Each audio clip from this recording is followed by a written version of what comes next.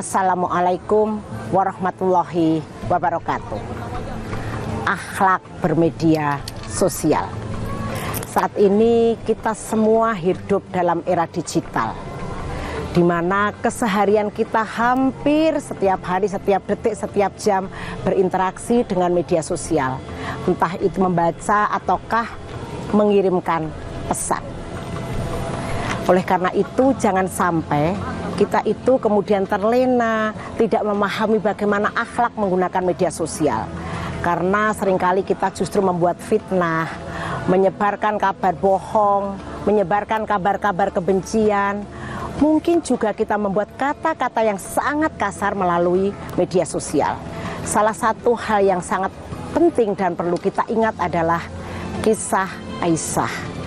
Ketika Aisyah, istri Rasul, kehilangan kalung yang sangat dicintainya dalam perjalanan ke Madinah, itu telah menjadikan fitnah di kalangan kaum munafik.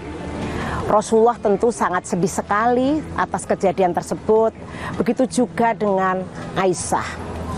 Kesedihan Rasul itu kemudian mendorong ya kaum muslimin kemudian justru memantik pada pertikaian. Ini adalah kejadian yang sangat perlu kita sesalkan.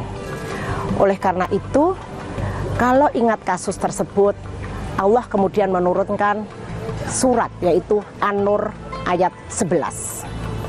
Di mana kita diminta untuk berhati-hati ketika menerima sebuah informasi, tidak langsung kita percaya sepenuhnya. Bagaimana kita mengembangkan akhlak bermedia sosial? Anjuran di dalam surat Al-Hujurat ayat 7, 11, 12 itu menjadi panduan untuk kita semua.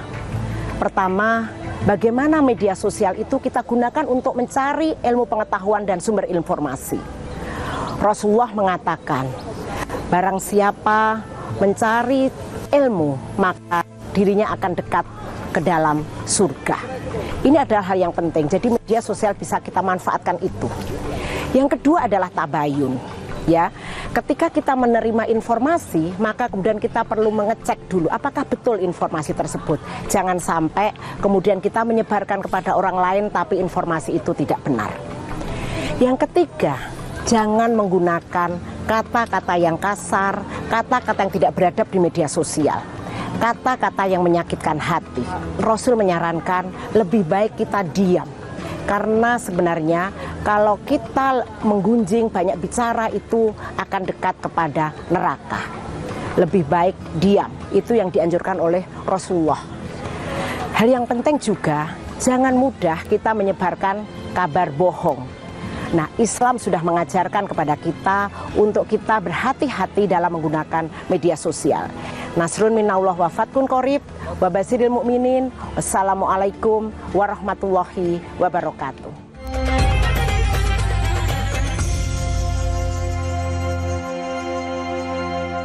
Terima kasih Anda telah menyaksikan Kurma Kuliah Ramadan yang didukung oleh